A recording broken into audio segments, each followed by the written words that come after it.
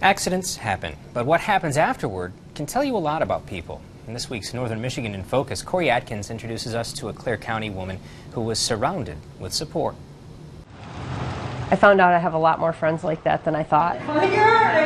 This room of ladies is way more than just a kickstart class at Clare Family Fitness. It's a support system. It's a family. And when something horrible happened to their instructor, Michelle Reynolds Stark, they were there. I have a pretty decent sized yard and I have a lot of black walnut trees.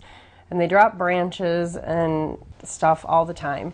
So I just go around and pick up sticks and throw them in the fire pit, and eventually, it builds up and you burn it. Michelle was in a hurry that day. Her husband works out of state, so she was also alone. Well, my version of real quick was, I'll just put a little gas on it. That'll get it going. And it was really humid.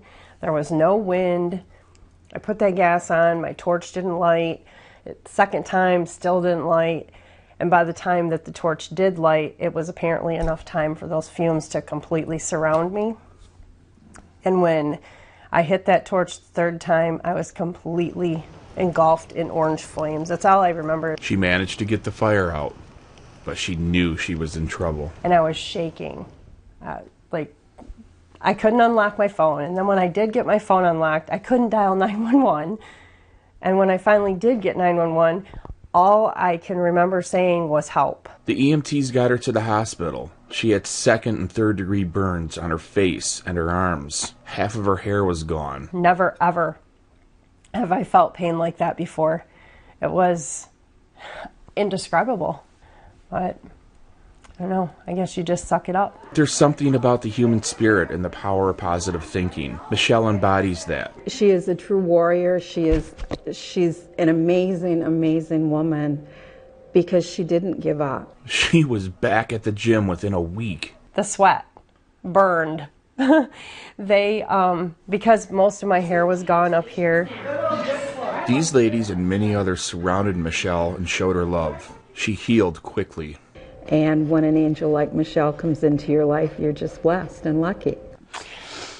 I just can't believe how I apparently touch a lot of people. And I didn't realize until this how many people.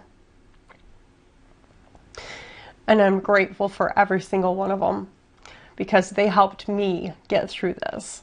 Without them, I wouldn't be who I am, and I certainly wouldn't be where I am with this recovery.